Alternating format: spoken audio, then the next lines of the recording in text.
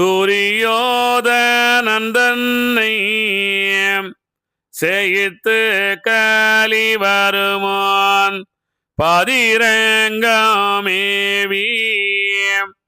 பள்ளி கொண்டு நான் இருந்தேன். ஸ்ரீரங்கமீதில் சிறந்திருக்கும் அப்பொழுது நீதங்கள் கெட்டகலி நீ நீளத்தில் வந்ததினால் நீதனறி மானுபமும் நீசமான தர்மமதும் சாதமுள்ள வெள்ளானி தலையைந்து கொண்டதுவாம் வெள்ளன்ன வெண்குயில்கள் வெண்புறா வெள்ளை மயில் கள்ளமில்லா வெண்சாரை காடிய பல வெண்கருடன் நல்ல அனுமான் நாடும் காண்டமிருகம் வல்லவன் அரிகள் வளரும் வெண் காக்கைகளும் ஆளியோடு சிங்கம் ஆனை ராஞ்சி புள்ளும் வேலிசை வெண்கலைமான் வெண்பொள்ளு வெண்ணணில்கள் வெண்கற்ற வெண்போற்று வெண்டோகை வெண்பறவை பண்பற்ற பட்சி பலமிருக ஊர்வனமும் இத்தனையும் நீசனுக்கு எற்று கோடாதபடி புத்திய அறிவோடு புவனமதை விட்டேகி கானகமே நடந்து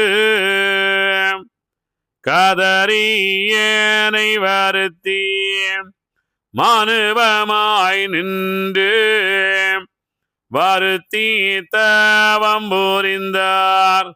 ஆனதால் ஊர்வனத்தில் 5 தலைவன் சாரை இனமில்லா மிருகம் ஏற்ற வெள்ளை யானை கற்றாம் வெண்ணாடை வெஞ்ஞானி வெண்மத்தி மென்மிருகம் வெண்பட்சியான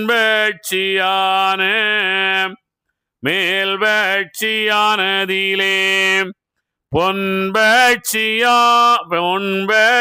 வெண்பட்சி பூணு நீரதான பட்சி தென்பட்சி அன்பட்சி செந்தாமரை என்பட்சி எப்பட்சியோடே மிருக ஊர்வனமும் அப்பட்சியோடே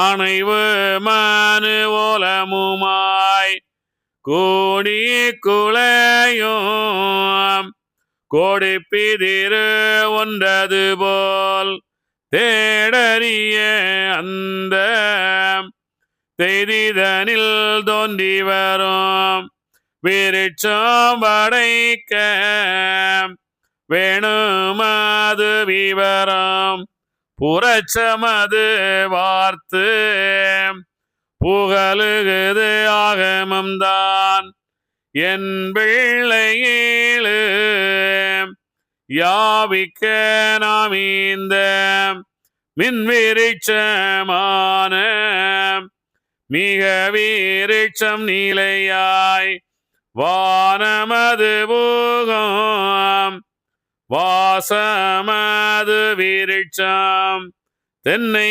விருட்சம் செரியோம் புன்னை விருட்சம் ஆதி விருட்சம் அடர்ந்த பெரு விருட்சம் சோதி விருட்சம் சுபசோபன விருட்சம் தேக விருட்சம் சம்போ நீர விருட்சம் ஆகமத்தில் உள்ள அநேக வீரிச்சமதும் வந்து மிக தோன்றும் வைத்திருக்கும் தெரிதனில் சிந்து பயில்வானோம் சிறந்த ஒரு வெண்வானோம் வானமதில் உரையும் வளர் நிலவும் நேராக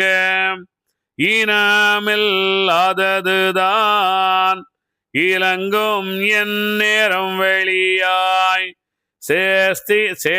சேத்திரங்களன்று தினமும் அது விளக்காய் சாஸ்திர வேதம் சமயம் ஒன்றாய் நின்றிலங்கும் வாயுவே பூவோல் மலரெடுத்து வீசி நிற்கும் ஆயும் கலை தமிழும் அறிவொன்று போல் வரவும் நம் அனுவோர் தர்மபதி நாளும் மீகதழைக்கும் தம் அனுவர் போலே தழைத்திருந்து வாழ்வார்கள் ஒக்க ஒரு இனம் போல் உவந்திருந்து வாழ்வார்கான் மிக்க திருச்சாதி மேல் சாதி சான்றோராய் இருப்பார் வயது எண்ணிலடங்காதபடி பருப்பார் பழுவும் பாலும் பருப்பார் பழமும் பாலும் ஈக அருந்தி புண்ணியமுள்ளோராய் பூமிதனை ஆழ்ந்திருப்பார் மண்ணெல்லாம் தரும வயல் போல் வீழைந்திருக்கும் தரும பூவியிலுள்ள தண்ணீர் கலைக்கானோம் நன்மை வெள்ளம் காட்ட நாடும் கருணை வெள்ளம் எப்படியே தருமபதி ராட்சியம் ஒன்று உண்டாக்கி செப்பரிய பொன்பதிகள் திட்டித்து வைக்க வேண்டும் முன்னமே எந்தனுக்கு உகந்த துவரையம்பதியில்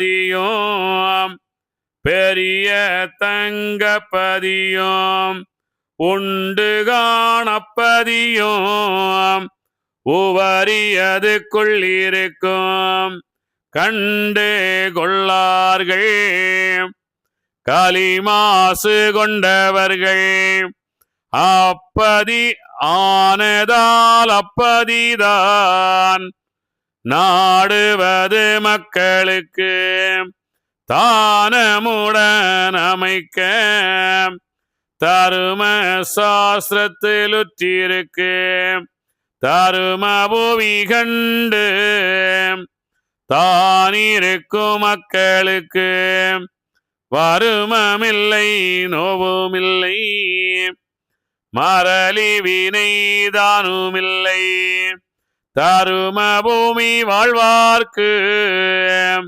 சக்தி வீதி கணக்கும் நம்மிடத்தில் அல்லால் நாட்டில் கணக்குமில்லை சாஸ்திர வேதம் சமயம் போதித்தருளி சேத்திர விபரிப்புரைக்க செல்ல மணல் நம் மனுவோரும் காலனும் சித்திர கணக்கனும் பேர்களுக்கு ஏலமே தவசு இடராக நிற்கிறார்கான் ஆனதால் அவர்கள் அழிவாகி போகுமையாம் உனக்கிரகம்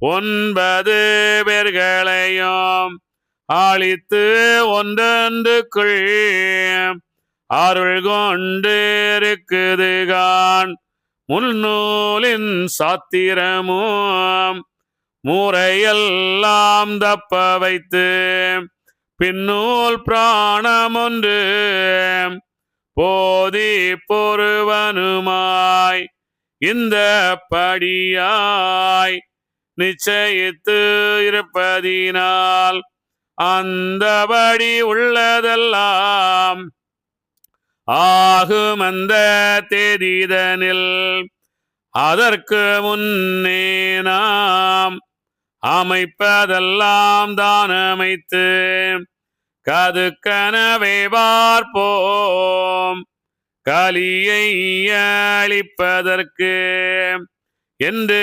விசாரித்து இருக்கின்ற நாளையிலே. இங்கே ரொம்ப முக்கியமான விஷயம் இதெல்லாம் கண்டிப்பாக நம்ம தெரிஞ்சுக்கணும். அதை நம்ம என்ன செய்கிறோம், ஒரு திடீர்னு ஒரு வெள்ளைக்காக்கா படத்தை போட்டு ஐயா சொன்ன வெள்ளைக்காக்கா வந்துருச்சு, நமக்கு தர்மயுகம் வந்துருச்சு அப்படின்னு. இதெல்லாம் ரொம்ப அர்த்தமற்ற ஒரு தனம். இவங்க என்ன சொல்லுகின்றார், அதாவது நீங்கள் பார்த்தீங்கன்னா இதில் 84 வகையான உயிரினங்களே ஐயா சொல்லுகின்றார். 81 வகையான உயிரினங்களே நீங்கள் வேணால் எண்ணி பாருங்கள். அது மரங்களில் ஒரு சில, அதாவது அப்படி அப்படி எல்லாத்துலேயுமே சொல்லிட்டு வர்றார். 81 வகையான அந்த உயிரினங்களை இங்கே சொல்லுகின்றார். நம்ம என்ன செய்கின்றோம், எப்பொழுது நாம் நம்மளுடைய பூமி சுற்றுவதால் காற்று உருவாகின்றது.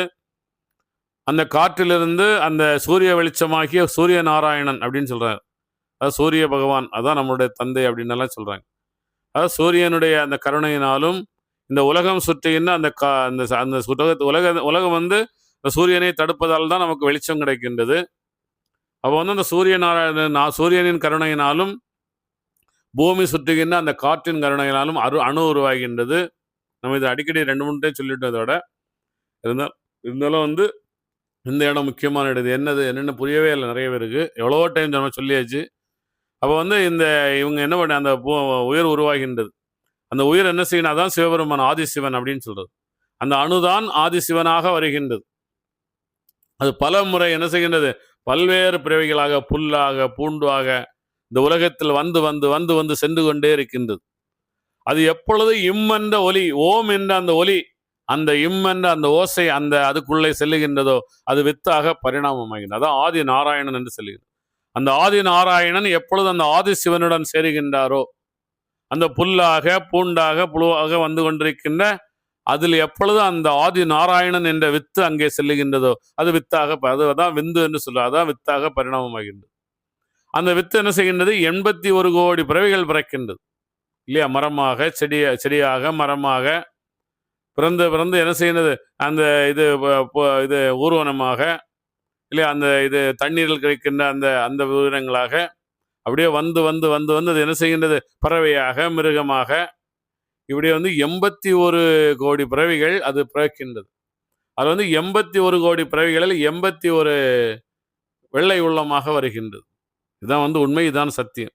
அந்த 81 வெள்ளை உள்ளங்களையும் இங்கே பகவான் சொல்லிவிட்டார். 81 வெள்ளை உள்ளங்கள் நமக்குள்ளால் இருக்கின்றன. 81 முறை 81 பரிணாமங்கள் நாம் கடந்து வந்த அந்த 81 பரிணாமமும் நமக்கு உள்ளாலே அது நினைவில் இருக்கின்றன. அவைகளெல்லாம் நாம் கெட்டதை நாம் படைத்து விட்டால் அவைகள் என்ன செய்யணும், நம்மளிடந்து ஓடுகின்றன. ஐயோ, நம்ம இவ்வளோ கஷ்டப்பட்டு ஒரு மரமாக எத்தனை ஆண்டுகள் நம்ம நின்று நம்ம அடுத்த மரமாக அப்படி வந்து நம்ம வந்தோமே, இவ்வளவு ஆண்டுகள் நம்ம இவ்வளவு காலங்கள் நம்ம இவ்வளவு பரிணாமங்கள் கடந்து இந்த மனிதனாக வந்தோமே, மனிதன் இருபத்தியை படைத்து அவன் என்ன செய்யணும், கலியனை படைத்து விட்டானே அப்படின்னு அவர்கள் வருந்துகின்றனர். அவைகளெல்லாம் நமக்குள்ளால் இருக்கின்றது. அவர்களெல்லாம் துலங்க வைக்க வேண்டும், துலங்கணும் அல்லவா, அவர்களெல்லாம் சந்தோஷப்பட வேண்டும் அல்லவா. நாம் இப்போது இந்த 7 வித்தை எடுத்து நாம் என்ன செய்யணும், 7 தெய்வ பிறவிகளாக நாம் இந்த உலகத்தில் பிறக்க வைக்க இருக்கின்றோம். அப்போ நாம் அதெல்லாம் அவர்களுக்கு தெரிய வேண்டும், உணர வேண்டும். அவர்கள் அந்த 81 பரிணாமங்களும் என்ன செய்கின்றது, சந்தோஷம் கொள்ளுகின்றார்கள். இவன் தர்மயுகத்துக்கு வந்து விடுவான், இவன் தர்மத்தை படைத்து விடுவான், இவன் தர்மமாக வாழ்ந்து விடுவான், இவன் என்ன செய்யணும், தவம் ஏற்றி அந்த மேல்நிலை வந்து விடுவான் அப்படின்னு அவர்களெல்லாம் சந்தோஷம் கொள்ளுகின்றன. அப்போ அவர்களுக்கு நாம் அந்த இதை தர வேண்டும் அல்லவா அப்படின்னு சொல்லுகின்றார். அப்படி சொல்லிட்டு என்ன சொல்லுகின்றார், இங்கே பாருங்க, சொல்லிட்டு என்ன சொல்லுகின்றார், 2-3 விஷயங்கள் சொல்லுகின்றார். பொன்னம்பதியும் பெரிய தங்கப்பதியும் ஓதி ஒண்டுகான் அப்பதையும் ஓரியதுக்குள் இருக்கும். அதாவது நீங்க இது ரொம்ப முக்கியமானது. உவரின்னு எதுக்கு சொல்றாரு ஐயா? நீங்க அதாவது எத்தனை பேர் எத்தனை இதெல்லாம் நீங்க சொல்ல உவரிக்குள்ளால துவாரகை இருக்கின்றதுன்னு சொல்லுகின்றார். உவரி கடலுக்குள்ளே துவாரகை இருக்கின்றதுன்னு பகவான் சொல்லுகின்றார். உலகம் அழிந்தால் அந்த துவாரகை தெரியும். அந்த துவாரகைக்கு யார் செல்லுகின்றார்களோ அவர்கள் தர்மயுகத்துக்கு செல்லுகின்றார்கள் அப்படின்னு சொல்றாங்க. இப்ப ஐயா வைகுண்டர் இப்பொழுது சென்று எவ்வளவு ஆண்டுகள் ஆகிட்டது. இப்பொழுது என்ன யுகம் நடந்து கொண்டிருக்கின்றது? எங்கே உலகம் அழிந்தது? எந்த உலகம் அழிந்தது? இந்த ஒரு விஷயங்கள் எல்லாம் நாம் கண்டிப்பாக சிந்தனை செய்யணும். நம்ம முக்கியமா தெரியும்.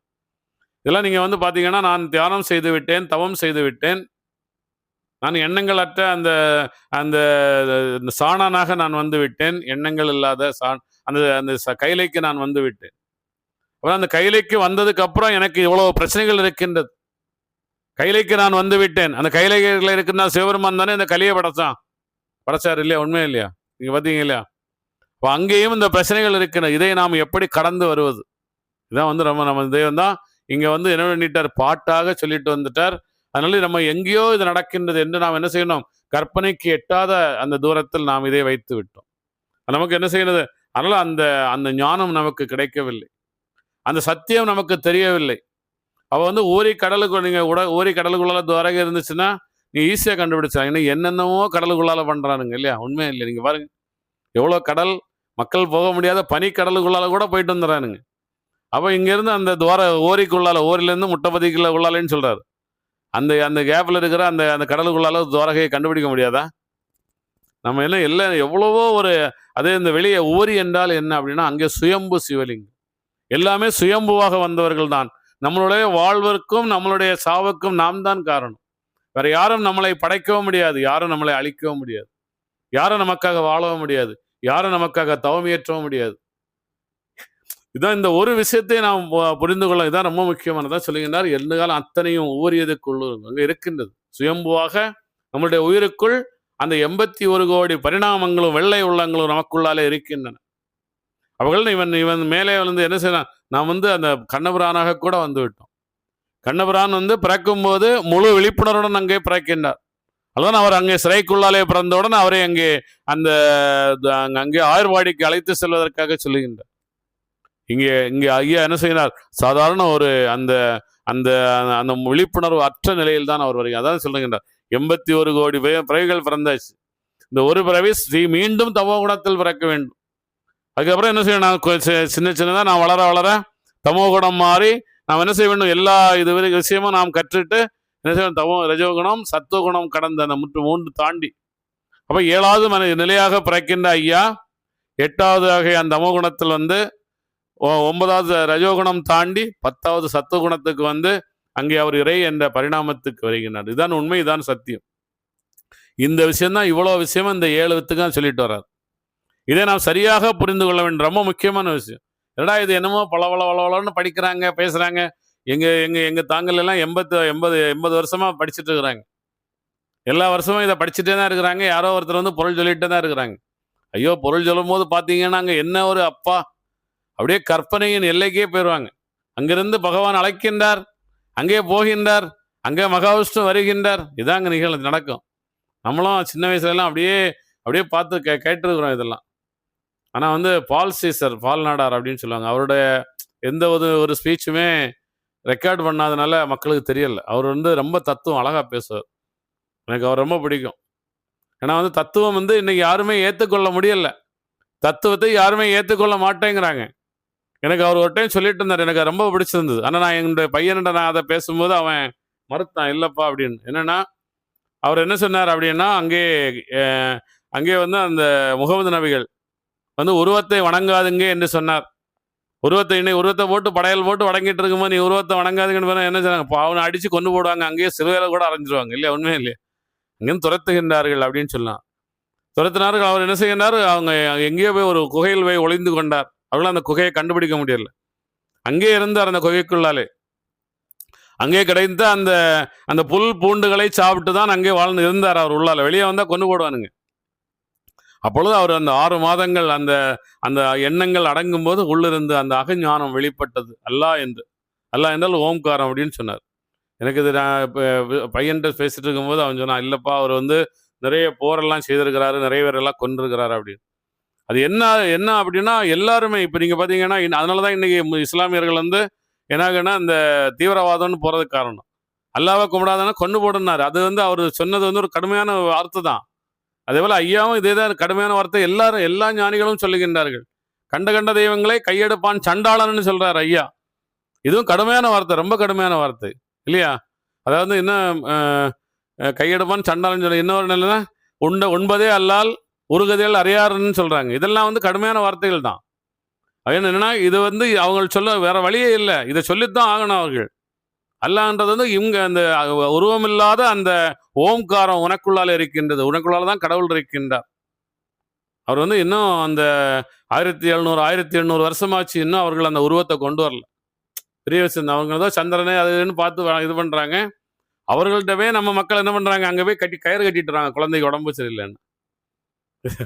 ஏன்னா நம்ம இங்கே எங்கே இருக்கிறோம், 7வது நிலையில் இருக்கின்றோம் நாம்.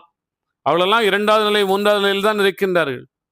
நம்ம வந்து என்ன செய்யணும், இன்னும் அந்த விநாயகராகவே நாம் உருவெடுக்கவில்லை. விநாயகராக நம்ம வரணும், அதான் முக்கியம். அதான் நமக்கு இந்து தர்மத்தில் முதல் கடவுளே விநாயகர் தான். ஏன்னா யானை போல் அறிவு நமக்கு வேண்டும், அதான் யானை தலையை கொடுத்தாங்க. உடனே அங்கே யானை அதுக்கு ஒரு அசிங்கமான ஒரு கதையெல்லாம் வேற சொல்லுவாங்க விநாயகருக்கு. அந்த யானை போல் நாம் வாழ வேண்டும். இந்த யானையை போல் யானை என்ன செய்யறது, ஒரு பயங்கரமான பலமான ஒரு மிருகம். அது முன்னாடி நின்று யாருமே போர் செய்து ஜெயிக்க முடியாது.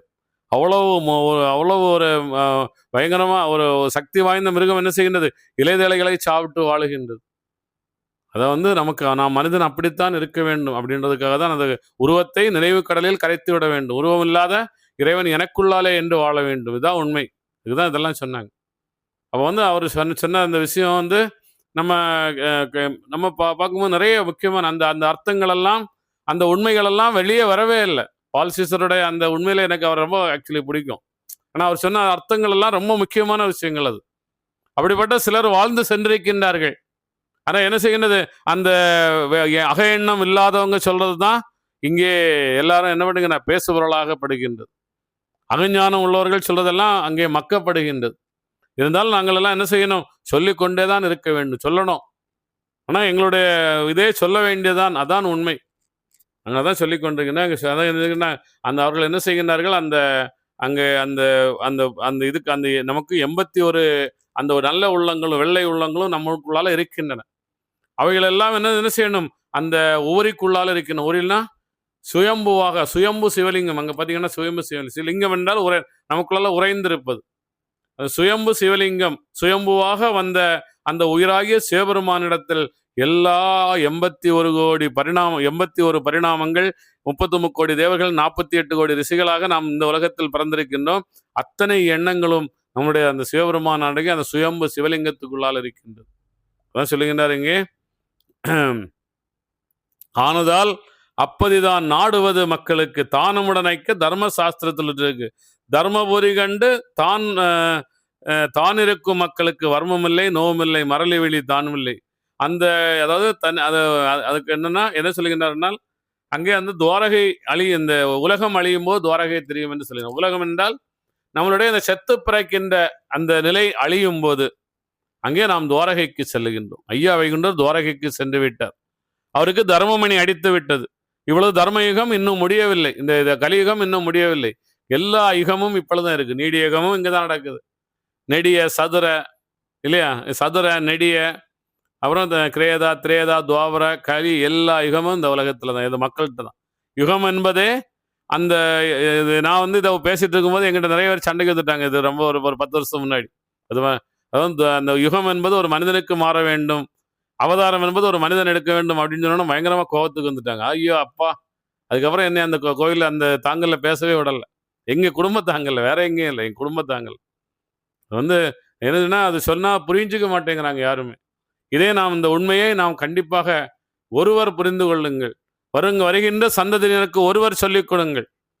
ரொம்ப முக்கியமான விஷயம். எல்லாம் எனக்கு நமக்குள்ளால இருக்கின்றது. அது வந்து நாம் என்ன செய்ய வேண்டும், அந்த அது ஊனக்கிரகம் 9 பேர்களும், ஊனக்கிரகம் 9 பேர்னா 9 கிரகங்களை உழைச்சிட முடியுமா?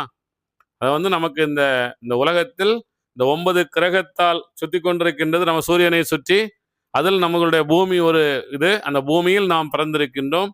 எல்லாமே அழித்து நாம் பரபிரம்மமாக எங்கும் நிறைந்தவராக இன்னும் ஒரு சூரிய குடும்பத்தை உருவாகின்ற தன்மையாக நாம் என்ன செய்வோம், இந்த பரபிரம்மமாக நாம் வர முடியும் அப்படின்னு சொல்லுகின்றார். அதுக்கு முன்னே நாம் அமைப்பதெல்லாம் அமைத்து கதுக்கனவே பார்ப்போம் கலியை அழிப்பதற்கு அப்படின்னு சொல்லுகின்றார். சீக்கிரமாக இந்த இரண்டு புத்தியை அழித்து நாம் என்ன செய்யணும், இதுக்கு நாம் அகநிலை அக எண்ணமாக முழுமையாக நாம் வந்து விட வேண்டும் அப்படின்றத சொல்றார். இதெல்லாம் சொன்னா எல்லாம் என்ன பண்ணுவாங்க, இதெல்லாம் என்னடா இப்படி சொல்லிட்டு இருக்கிறாங்கன்னு நினைப்பாங்க. உண்மையா இல்லையா? அகஞானம் அகநிலை, வெளியே இறைவன் என்று வணங்கி கையெடுத்து கைகூப்பி வணங்காமல் அகநிலை வருபவர்களுக்கு மட்டுமே அகிலத்திலிட்டமானே புரியும். அகநிலை வருபவர்களுக்கு மட்டுமே ஐயா வைகுண்டர் என்ன சொல்லுகின்றார் என்று புரியும்.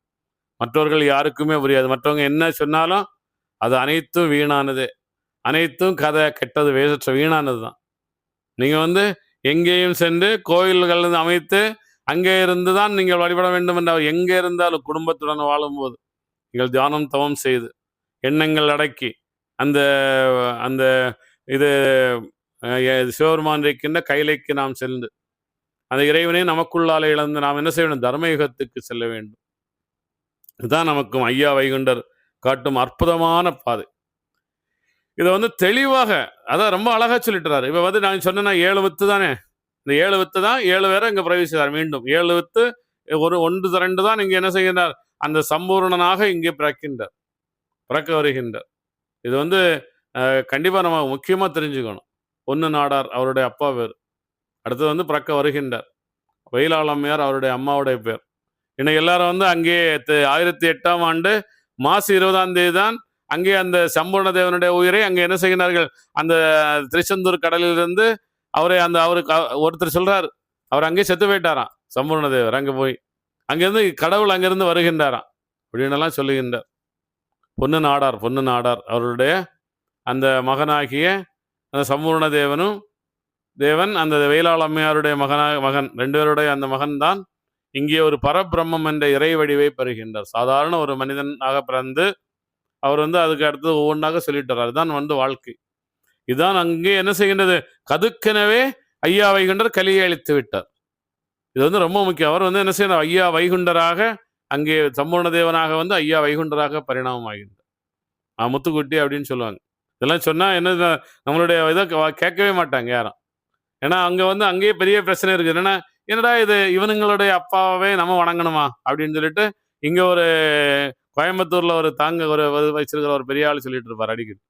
அவங்க போய் அவங்களுடைய தாத்தா அப்பாவே நம்ம அங்கே போய் கூப்பிடணுமா? எவ்வளோ ஒரு அர்த்தம் இல்லாத பேச்சு பார்த்தீங்களா? எவ்வளோ அற்புதமான ஒரு விஷயங்கள் இருக்கிற இடத்துல எவ்வளோ மோசமாக பேசுகிறாங்க. இது பார்த்தீங்களா? தவம் என்பது அறியாத மூடர்கள், ஐயா வைகுண்டர் என்ன சொல்லிட்டு வருகின்றார் என்பதை அறியாத அடிமுட்டாள்கள் இவங்களெல்லாம் ஒன்றுமே செய்ய முடியாது. அங்கே பகவான் ஒன்றுனா சொல்லிட்டுறாங்க. நம்ம பார்ப்போம் அடுத்து என்ன சொல்கிறாருன்னு பார்ப்போம்.